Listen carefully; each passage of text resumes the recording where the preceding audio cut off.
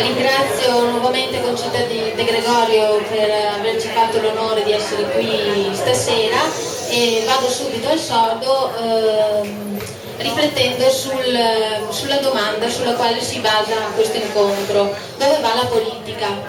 Bella domanda, verrebbe da dire, che di solito si dice quando non si sa come rispondere, si cerca di tergiversare. In qualunque direzione si stia muovendo la politica italiana oggi, è evidente che non naviga affatto in acque tranquille. D'altra parte arriva sempre il momento in cui la tempesta finisce e a quel punto tutto dipende, in primo luogo, da quanto robusta era la barca quando ti sei messo per mare e in secondo luogo dalla capacità dell'equipaggio di proteggere se stesso e il proprio mezzo. E questa capacità è strettamente collegata alle competenze e alle forze dei marinai e dal fatto che essi sappiano affrontare le onde in modo nuovo. Le imbarcazioni su cui la politica viene caricata sono i partiti, organismi oggetto oggi delle più disparate analisi, da chi li ritiene ancora l'unico mezzo efficace e democratico di rappresentanza popolare, come Eugenio Scalfari in un articolo di qualche settimana fa in un editoriale diceva gli elettori al momento del voto dovrebbero riscoprire i partiti e invaderli, ai sostenitori del Movimento 5 Stelle come Villers Bordon, di cui leggevo qualche giorno fa, che ritiene addirittura che i partiti potrebbero scomparire del tutto dalla faccia della terra e questo non comporterebbe alcun danno per la democrazia.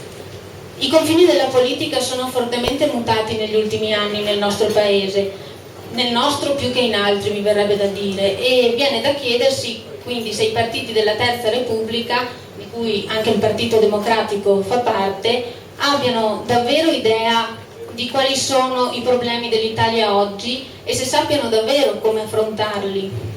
Di chi è la responsabilità dell'attuale distanza che si è venuta a creare tra gli elettori e la politica? È davvero tutto riconducibile ad un problema di comunicazione efficace o inefficace? Qual è l'atteggiamento che un partito come il Partito Democratico, uscito sì meno ammaccato degli altri dalle ultime elezioni amministrative, ma comunque, come la stessa Concita diceva, risultato perdente nei confronti del nuovo, dovrebbe assumere per recuperare il senso di quel progetto originario sul quale era nato? Progetto che prevedeva di coinvolgere più persone possibili, di coinvolgere anche quella parte, oggi spesso chiamata a sproposito società civile, che comprende le intelligenze, i depositari del sapere e delle competenze di cui il nostro paese è sicuramente pieno. Cito proprio da un articolo di Concita De Gregorio uscito su Repubblica poco tempo fa. Il disamore per chi ha condotto i giochi della politica fino ad oggi accomuna chi ha combattuto Berlusconi e chi lo ha secondato, senza più neppure distinguere il tesoriere che compra diamanti da quello che paga i manifesti elettorali al suo partito.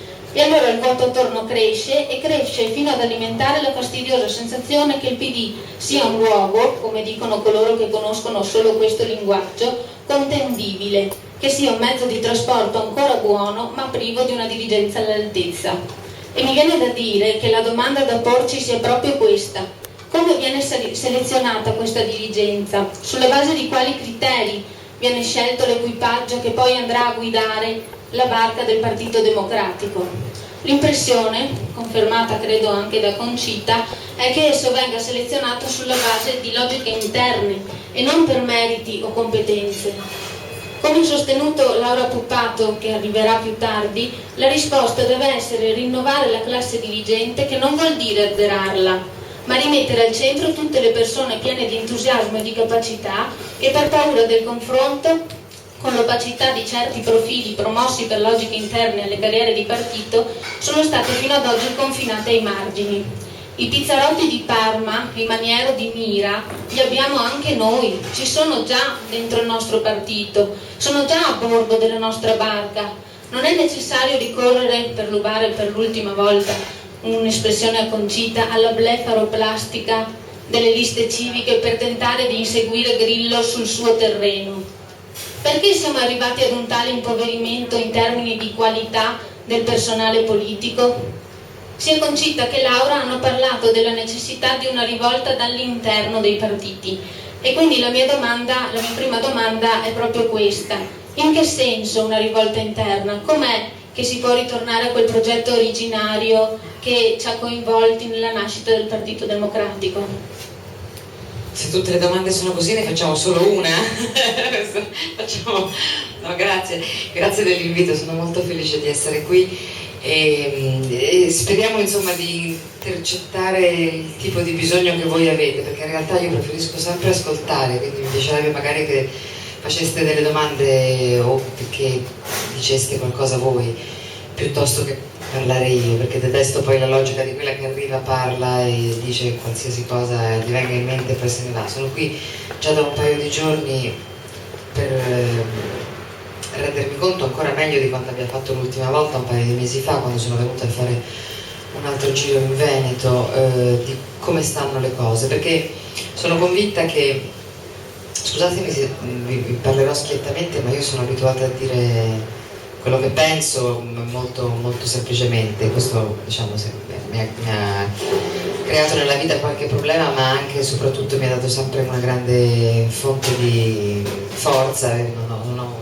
paura, diciamo così, nessuno dovrebbe avere paura, sia sicuro di sé e del lavoro che fai, delle sue possibilità, quindi non mi sento in nessun caso, diciamo così, di dovermi autocensurare, per cui dirò anche in questa occasione, anche qui stasera, tutto quello che penso.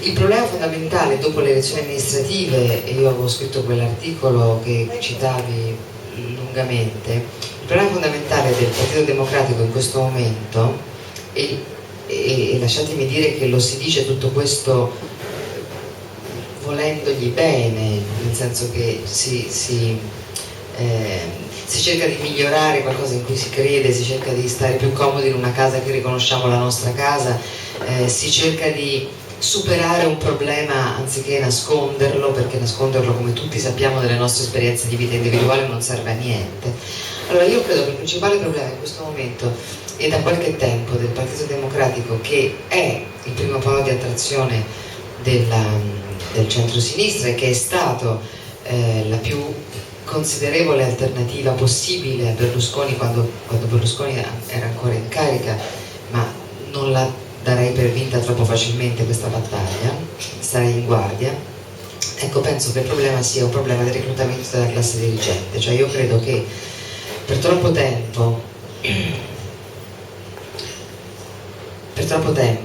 all'interno dei partiti tutti si sia messo in moto un meccanismo di cooptazione per cui i posti di potere, dove il potere veniva scambiato per privilegio e non per responsabilità, cosa che invece è, come tutti sappiamo, il potere è responsabilità, ma a un certo punto avere il potere è diventato un privilegio, un potere di vita o di morte, un potere di decisione. Ecco, in quei posti lì sono stati cooptati a chiamata diretta una serie di persone che avevano come caratteristica principale quella della fedeltà a chi li chiamava. Ora, la fedeltà, come voi sapete, è una qualità magnifica nei cani, ma è anche diciamo, è necessaria quando si accompagna un cieco al posto del cane, che può essere anche una persona, e allora deve essere fedele. In tutti gli altri casi la fedeltà prevede che si abdichi alla facoltà di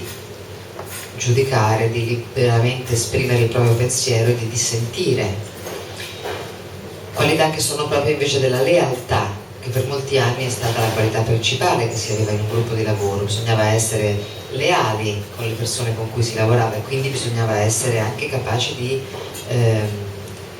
criticare, perché non c'è bisogno di avere persone attorno che ti dicano sempre di sì, a meno che tu non sia così spaventato del confronto e così segretamente consapevole della tua mediocrità da volere persone più mediocri di te, perché allora è chiaro che se, diciamo così, chi decide da chi sarà composto lo staff vale 8, non vorrà attorno a sé persone che valgono 10, perché avrà paura che gli facciano ombra, vorrà persone che valgono 7 o 6. e a loro volta le persone che valgono 7 o 6, quando dovranno nominare i loro collaboratori o sceglierli dal mercato, per così dire, tra virgolette, della politica, non li vorranno più capaci, più brillanti, più forti di loro, li vorranno più deboli, perché vorranno stabilire con loro un vincolo di riconoscenza e quindi li sceglieranno che valgano 4, 3, 2 e così a cascata fino a 0, che è abbastanza frequente, anche 0. Questo tipo di piramide al ribasso occupa completamente i posti disponibili e li blinda, terrorizzato dal confronto, perché è del tutto chiaro che non potrebbero sostenere alcun confronto con qualcuno che invece fosse non fedele ma capace. Se tu hai, poniamo così, facciamo un esempio diciamo pratico per dare l'idea di quello che sto dicendo. Se tu hai un responsabile degli enti locali in un partito che perde tutte le elezioni, per esempio, no? Facciamo un esempio, le perde proprio tutte, a un certo punto puoi pensare che quella persona magari è capacissima in un altro ambito, ma sicuramente in quello no, e puoi pensare che all'interno del tuo stesso partito ci possano essere persone che magari nella vita, non so, hanno fatto l'amministratore delegato, il selezionatore del personale, o che hanno semplicemente fatto politica in maniera onesta e coraggiosa cercando i talenti dove li trovavano, che possa trovare un candidato sindaco per mira, perché io mi rifiuto di credere che all'interno del Partito Democratico del Veneto non ci fosse una persona equivalente a quel giovanotto che ha vinto le elezioni a Mira. Sicuramente c'era. Io in questi 2 giorni di colloqui nelle vostre città e nei vostri paesi ho conosciuto almeno 30 persone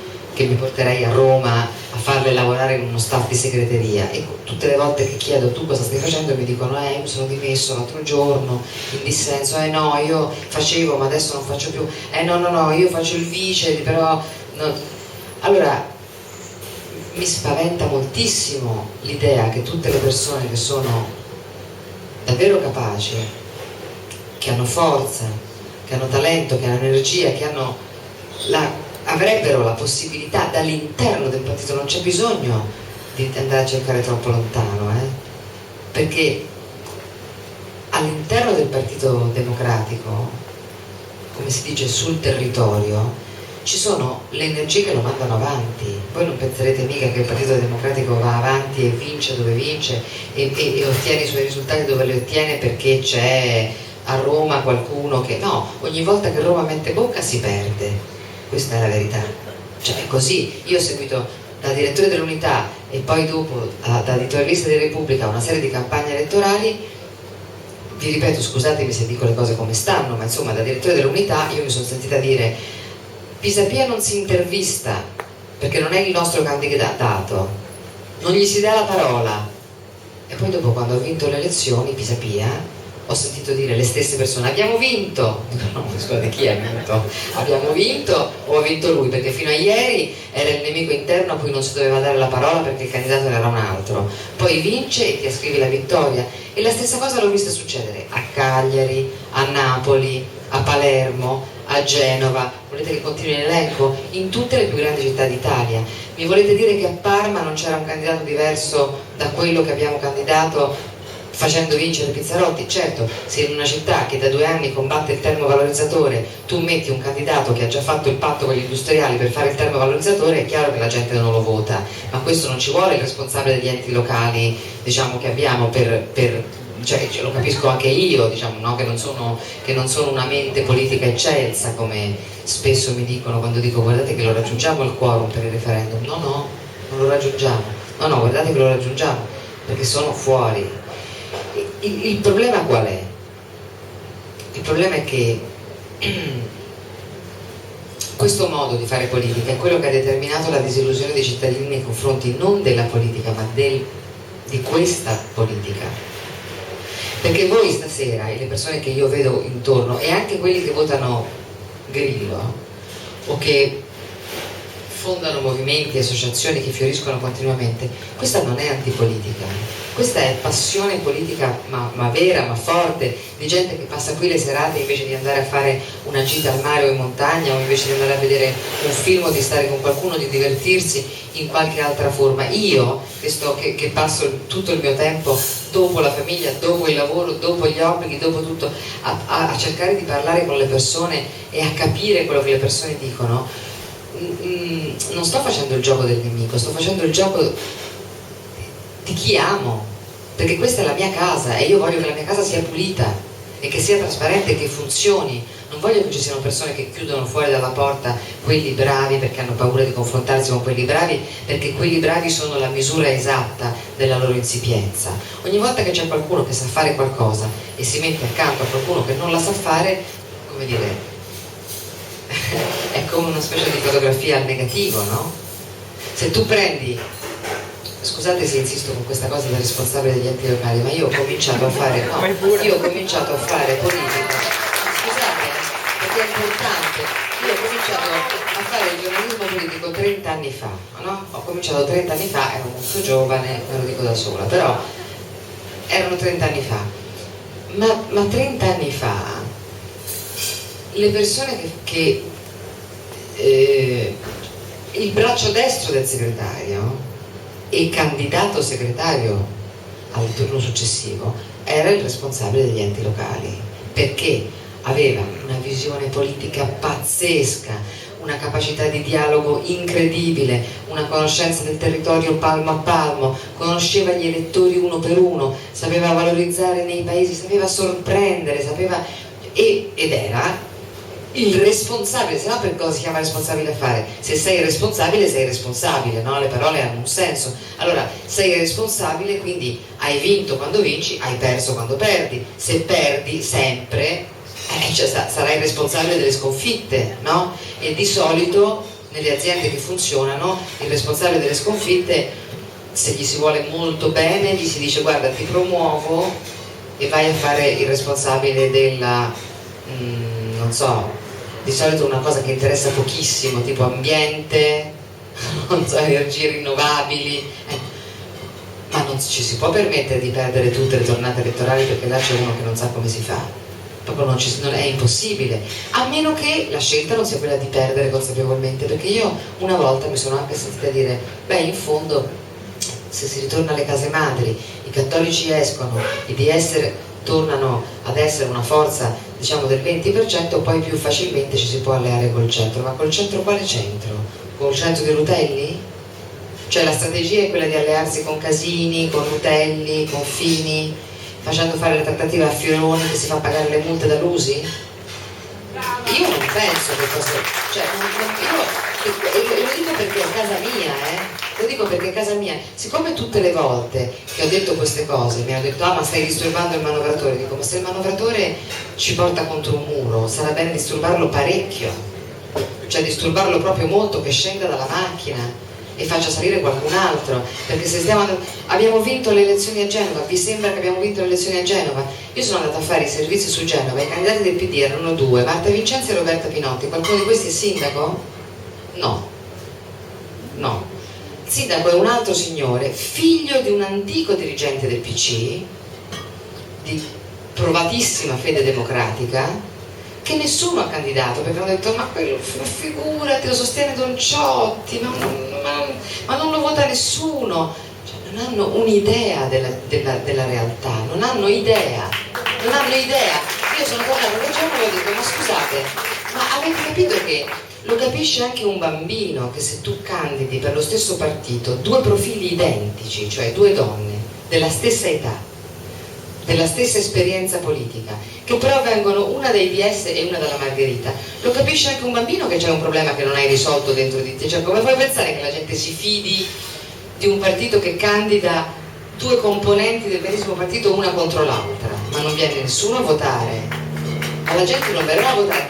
Allora mi hanno detto: sarei mica passata con Di Pietro. Ho detto: no, sto qua, dico le cose che vedo, siccome faccio questo mestiere da 30 anni, approfittatene perché le vedo.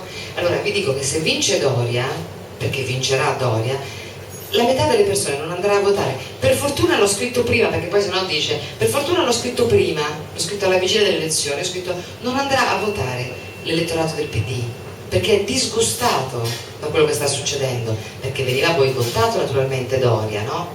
Poi il giorno dopo le elezioni ho sentito con le mie orecchie, abbiamo vinto. Ho detto ma voi pensate che la gente sia scema? Ma pensate che gli elettori non capiscano quello che sta succedendo? È una guerra di posizione destinata alla sconfitta, lo dico in questa terra dove sono combattute le guerre vere, le trincee si sa cosa sono. Tu non puoi fare una guerra di trincea pensando di vincere quando perdi 1 milione di voti. Il tuo competitore non c'è più, la Lega adesso speriamo bene, ma insomma diciamo per il momento è sparita, il PDL si è smaterializzato. Da queste elezioni, sto parlando delle amministrative, i risultati ci dicono che il tuo avversario non c'è. Allora, se vinci per abbandono di campo anche una partita a tennis, che vittoria è? L'altro se n'è andato, si è sentito male, non c'è più, hai vinto? Se vinci perdendo 1 milione di voti in assoluto rispetto alla volta prima, hai vinto? Se vinci a Genova con un astensionismo del 62%, a Genova, cioè Genova era una città, sapete che cos'è Genova? Che cosa è stata Genova per il Partito Comunista? 62%, e di questo 62% hanno eletto questo sindaco una maggioranza relativa, quindi il 50% del 40%, quindi il 20% degli elettori hanno eletto il sindaco. Beh, si può considerare una vittoria una situazione in cui 2 persone su 10 ancora credono che abbia un senso andare a votare per il sindaco della propria città. C'è una perdita, e la perdita del senso di realtà. Scusate, finisco, mi accaloro perché questa cosa veramente mi dispiace personalmente, cioè perché non capisco come si possa disperdere un patrimonio di umanità, di competenze, di storia, così, soltanto perché bisogna tenere buoni quelli che non sanno fare altro che questo, perché non ce l'hanno un altro lavoro. Quindi è chiaro che non cambiano la legge elettorale perché non c'hanno un altro, cioè è chiaro, no? Quando io ho fatto la battaglia dicendo facciamo le primarie di collegio, facciamo scegliere i cittadini chi vogliono candidare alle politiche, mica le primarie per il candidato leader, quello del segretario è Bersani, ed è Bersani, non si discute il segretario del partito, ma facciamo candidare, tanto la legge elettorale non la cambiate mica, no? Allora chiediamo alle persone nei collegi chi vogliono che sia eletto, ristabiliamo un contatto un rapporto di fiducia, perché sennò a Torino mi tocca votare Giusy La Ganga e la gente a votare Giusy La Ganga non ci va, dice ma l'ha messo Fassino, pazienza, ma non ci va nemmeno se l'ha messo Fassino a votare La Ganga, perché ce lo ricordiamo tutti chi è Giusy La Ganga, capite? E la prossima volta quando candidano Fioroni nessuno ci va a votare Fioroni, però lo candideranno perché sennò Fioroni dove va? Che cosa fa?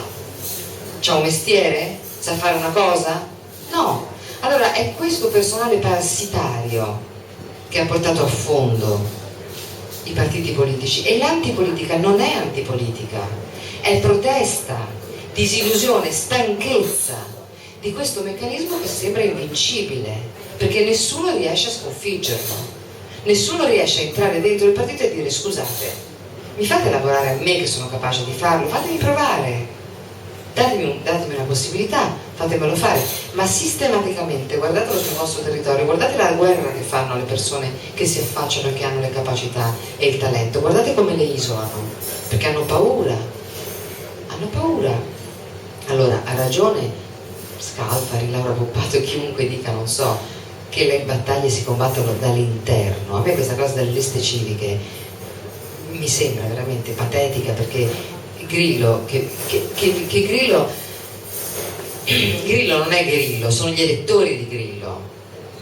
Come Berlusconi non era il problema, non era Berlusconi, erano i milioni di persone che votavano Berlusconi, no? Uno ci prova, dice allora io sono qua, il mio mandato è quello di salvarmi la pelle, mi votate? Sì. Io quando andavo all'estero dicevo beh abbiamo Berlusconi, mi rispondevano ma non è mica un dittatore, non è che ha fatto un golpe, non ha fatto un colpo di stato, l'avete votato voi, è vero. E la stessa cosa vale per Grillo, sarà un buffone, sarà un cialtrone, ma ci sono centinaia di migliaia di persone che lo votano, sono tutti cretini? Non sono cretini, non sono cattivi, diciamo nemici. La realtà non è mai un nemico, La realtà è la realtà. Quindi se a Bologna, non so se suona un campanello d'allarme, il partito di Grillo prende l'11, il 12%, vorrà Errani mettere mano a questa questione, visto che è nella manica del segretario, e dire beh, il 12% a Bologna ci comincerà a dire qualcosa, c'è un problema. Il Partito Democratico si sta svuotando di tutti coloro che non ci credono più perché non hanno trovato un posto là dentro, perché hanno provato a fare le cose e le hanno messe alla porta. Ma scusate, Cevenini, prima che sia ammazzato, adesso tanto per dire ancora le cose come stanno, io le ho fatte le primarie a Bologna, sono andata a vedere come andavano le cose, ma Cevenini non lo volevano mica candidare, perché era uno naif, perché era uno che non era controllabile, perché non era uno della segreteria, volevano Merola. Adesso non so se voi avete seguito le cose di Bologna, poi dopo che è morto cioè, è diventato tutti ma non è così, non è vero. E le figure come Cevenini, cioè quelli che sanno stare con la gente, che sanno parlare con le persone, che prendono il record di voti, non so, qui voi ce l'avrete anche degli esempi di gente qua che prende moltissimi voti e poi dopo nel partito non conta niente, o poco, perché bisogna rovesciare questa cosa qua. Ma se fosse un'azienda, come dice Bersani, se fosse un'azienda funzionerebbe così, perché chi è che nelle aziende fa lavorare quelli che non sanno lavorare e però dicono sempre di sì? Lavorano quelli che sanno fare le cose, evidentemente. Quindi non c'è bisogno, la lista di Grillo non è il problema in sé, il problema è che le persone che votano Grillo se ne stanno scappando da altri posti, perché vogliono un posto dove continuare a fare politica, non è che non la vogliono fare, se no andrebbero a ballare al dancing, non vi pare? La vogliono fare, ma la vogliono fare in un modo diverso e non trovano posto in casa loro e quindi se ne vanno da lì. Allora come si risolve questo problema? Non è che adesso tu dici beh, Grillo ha vinto con il web, quindi facciamo anche noi il sito, cioè, ma la gente non è scema, non è che fai la plastica dell'ultimo minuto e dici ora facciamo il sito divertente anche noi così. Io quando l'ultima volta, una delle ultime cose che ho fatto da direttore dell'unità prima che mi dicessero guarda scusa questa roba noi non la vogliamo sentire quindi arrivederci, ho detto guardate mi arrivano le lettere di gente che mi dice io me ne vado se non mi dite perché non dobbiamo manifestare contro, c'è stata una famosa volta che non si doveva manifestare contro le leggi ad personam perché l'aveva detto prima di Pietro e siccome l'aveva detto prima di Pietro allora non si poteva più fare la stessa cosa, no? E io provavo a dire ma scusate ma se la causa è giusta, la causa è giusta, che importanza ha chi l'ha detto prima, ma nemmeno all'asilo, ma se me lo dice mio figlio lo metto in punizione, cioè l'ha detto prima cosa vuol dire? Si fa una manifestazione che ci interessa perché ci piace. Dice no, non si fa perché l'hanno detto prima gli altri, dico vabbè, però la gente vuole sapere come mai. La risposta è stata ma questa lettera perché io avevo detto vi mando una lettera e così il segretario risponde alla lettera come faceva Berlinguer, no? C'era una grande, io mi ricordo quando ero ragazzina che mio padre mi leggeva una volta alla settimana sull'unità la lettera che Berlinguer aveva scelto. Tonino Tatò gli portava una lettera di un compagno, lui prendeva questa lettera e rispondeva personalmente al compagno ed era una cosa magnifica, per cui tu sentivi col linguaggio di una persona qualunque un problema qualunque, sentivi il segretario che rispondeva con quel linguaggio a un tema e tutti si capivano, no? Questo era allora. Allora dico ti mando questa lettera e tu rispondi ma è arrivata via mail? Dico sì, certo è arrivata via mail, le poste a parte che non funzionano e poi comunque non rimanda più nessuno le lettere per posta. Ah vabbè allora non rispondiamo perché se è arrivata via mail sai quelli che usano il computer e stanno sul web non vanno mica a votare. Allora a me mi viene in mente che questo è il responsabile diciamo della comunicazione esterna. Io penso sempre ma Obama, no? Obama come l'avrà scelto il suo staff? L'avrà scelto così? Cioè quelli che fanno la comunicazione di Obama saranno stati scelti perché erano quelli che gli dicevano sempre sì bravo, sì bravo, sì bravo con la testa così o saranno stati scelti fra i più bravi del mondo a fare quella cosa lì? Allora perché noi non dobbiamo avere i più bravi? Perché l'Italia è piena di gente bravissima che sa fare per esempio comunicazione e che non direbbe mai chi sta sul web non va a votare perché lo vede anche un bambino che cosa sta succedendo. Il web è un canale attraverso cui succedono le cose. La mobilitazione delle donne del 13 febbraio è passata per il web, tutto passa per il web oramai. tutto passa per il web, per gli SMS, per i telefoni, le convocazioni passano di lì. Come fai a dirmi chi scrive una mail non va a votare? Vuol dire che non, cioè vuol dire che non hai capito. Poi dopo 3 mesi Beppe Grillo vince le elezioni e dici è stato grazie al web. No, è stato grazie a te che non hai capito niente. È stato grazie, non è stato grazie al web, è stato grazie al fatto che di qua non c'è la casa, e siccome di qua il posto è occupato da gente che non capisce, se io voglio fare una cosa e non me la lasciano fare, la vado a fare da un'altra parte, no? Cioè, però questo, guardate, io sono un po' stanca perché davvero la mia battaglia, diciamo, l'ho fatta e la faccio tutti i giorni. Vorrei chiarire, siccome tante volte mi chiedono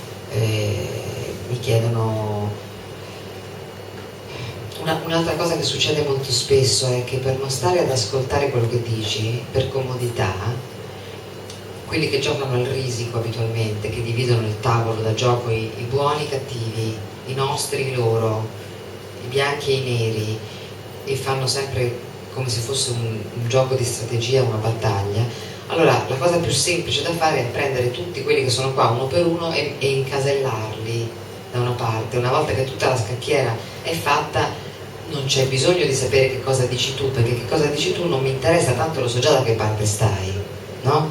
Allora questo modo qui di etichettare le persone, state attenti, perché è un modo di delegittimarle, di depotenziarle, di derubricarle a pupazzi animati da qualcun altro. Per cui ogni volta che dicono sei veltroniano, sei bersaniano, sei lettiano, ho sentito anche sei serafiniano, nel senso della moglie di Fassino, Anna Serafini, cioè si può essere qualunque cosa, no? Si può essere bocciano, cioè tutte le volte che dicono questo lo dicono alle persone di valore, cioè alle persone che hanno un valore da esporre, lo dicono per evitare che si ascolti quello che dicono, per dire vabbè tanto stai da una parte e tutto quello che dirai sarà fazioso, ma non è così, non è così, cioè questo è il loro modo di pensare.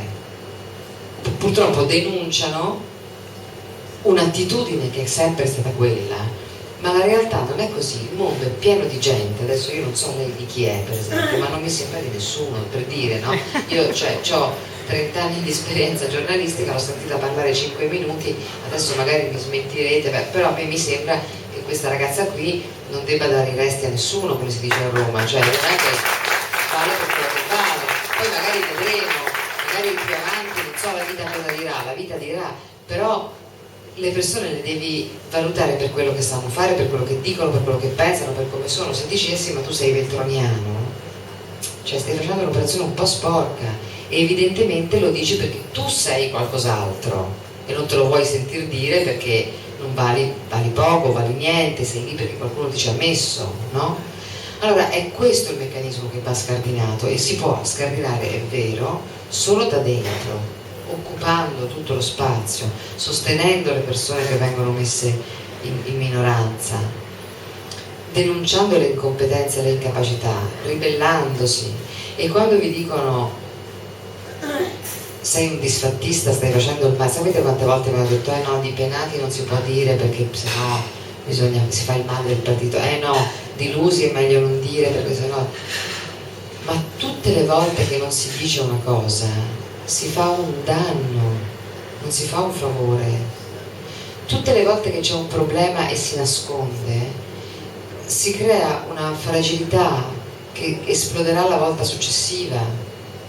Ma questo lo sappiamo tutti quanti a casa, io lo dico sempre, cioè se c'è la febbre, non è che se rompi il termometro la febbre non c'è più, non è che se non lo dici quello guarisce, lo devi curare.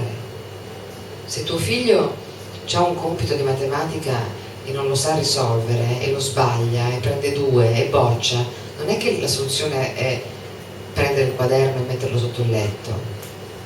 Non ne parliamo più di questo quaderno, non lo voglio neanche vedere.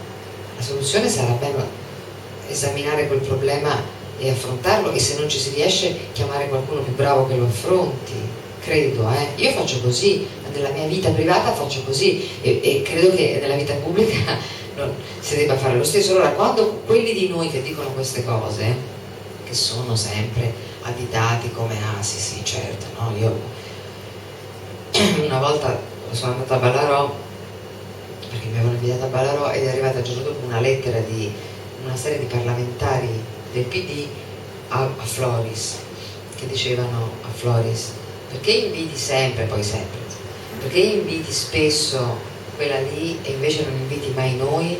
Firmato 20 persone di cui nessuno aveva mai sentito pronunciare il nome, che in 2 anni e mezzo di legislatura non si erano mai viste né sentite, che non avevano mai... Allora Floris giustamente gli ha risposto una lettera dicendo: voi quando è che avete dissentito, che avete alzato una volta la mano per dire una cosa? Quando è che avete portato una proposta vostra che non fosse quella di votare tutti quanti col voto elettronico quando il capogruppo faceva così? Cioè, quando è che avete portato un contributo al dibattito politico che non fosse quello dell'obbedienza? Allora, che cosa avete da dire? Che cosa rappresentate? Siete nominati, è vero, sono nominati. Allora, la legge elettorale è la questione fondamentale, ma tanto nessuno lo capisce, la gente è stanca, non si può più sentir parlare di questi tecnicismi e non cambierà la legge elettorale. Allora, se non cambia la legge elettorale e non cambia, faranno finta, faranno un pateracchio, vedrete, faranno una cosetta che sembrerà che l'abbiano cambiata ma sostanzialmente non la cambieranno.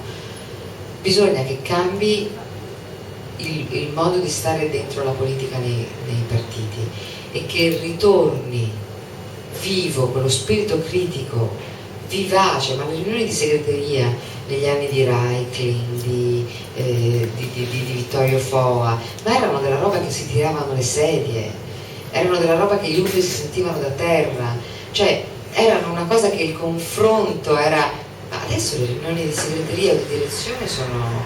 Ma voi mi sapreste dire, a parte Errani e Migliavacca, chi altro c'è nella segreteria? Mi sapreste fare tutti i nomi? Vabbè, a parte i vostri, quelli vedenti qua, ma gli altri sapete chi sono? Li avete mai più sentiti dal giorno in cui sono stati nominati? Chi decide? Decidono in 3 e gli altri sono lì a fare numero. Ma possibile che non ci siano persone di valore da mettere nelle segreterie del partito per far funzionare la macchina? Certo che ci sono. Io in questi 3 giorni ne ho conosciute 12, però non entrano perché non sono affidabili, non si sa mai, potrebbero fare di testa loro. Allora ragazzi, il punto è che o ci si ribella a questo stato di cose oppure alla fine ha ragione Grillo, cioè hanno ragione quelli che dicono venite via da lì e andate a fare un'altra cosa da un'altra parte. O ci si sta dentro e si cambia, oppure poi basta. Oggi vengo da una riunione oggi pomeriggio in cui mi dicevano: ma se nel partito non si può fare niente, non si riesce a fare niente, che cosa dobbiamo fare? Io più che dire no, bisogna insistere fino allo sfinimento, insistere fino a che non ti danno ascolto. Però bisogna vincerla questa battaglia, bisogna vincerla, bisogna farsi sentire. Se poi non si vince, allora vabbè, però è un peccato, è proprio uno spreco, perché quella è la fine di una vecchia, è proprio la fine della Seconda Repubblica, è proprio la fine di una generazione politica che non ha il cuore, il coraggio di confrontarsi con i suoi successori. Quando io sono arrivata al giornale 20 anni fa, 25 anni fa, al giornale Roma, dico, dopo aver fatto l'esperienza nei giornali locali, sono arrivata a Repubblica, c'erano Scalfari, Bernardo Valli, Sandro Viola, Miriam Maffai, Alberto Iacoviello, c'erano i più grandi giornalisti italiani, ma non è che qualcuno mi ha detto scusa tu stai zitta che ci siamo noi, mi hanno detto vieni, ti insegniamo come si fa, dici come la pensi, e mi hanno insegnato e mi hanno sostenuta per 20 anni, e poi alla fine, quando loro sono morti, noi siamo rimasti. Ma se tu non allevi una generazione successiva alla tua, ma che politica stai facendo? Cosa stai seminando? Se non passi il tuo sapere agli altri, se non li fai venire avanti, se non gli dici guarda questa cosa non la faccio io, falla tu, se non deleghi. E poi ogni volta che c'è qualcuno che alza la mano è un nemico. Adesso Renzi, io non voglio dire nulla di Renzi o di chiunque altro si voglia candidare alle primarie, però sarà mai possibile che ogni volta che c'è qualcuno che dice ok, mi metto in gioco io, subito è un altro nemico, subito è un altro, cioè ti può piacere o non piacere, lo puoi votare o non votare, ma non è che gli devi fare la guerra come se fosse un criminale che è venuto a toglierti il pane. Sarà un contendente, la gente dirà, la gente sceglierà. Non è mica possibile che debba diventare una cosa, cioè non lo so, voi cosa ne pensate? Non mi sembra che sia un atteggiamento giusto quello di dire si facciano avanti i giovani se ci sono, e poi ogni volta che si fanno avanti, boom, botte da orbi fuori, e fuori dalla porta. Poi non è neanche un problema anagrafico. Se ci fosse Vittorio Foa, io candiderei Vittorio Foa alle primarie domani mattina, purtroppo non c'è. Cioè, non è un problema di età, è anche un problema anagrafico, ma è un problema di saperi, di energie. Però certo, se ogni volta che si dice forza si faccia avanti chi vuole, e poi uno dice io voglio, no, tu no, un altro, io voglio, no, è uno scherzo. Vabbè, insomma, questo era quello che volevo dire. Grazie, scusate.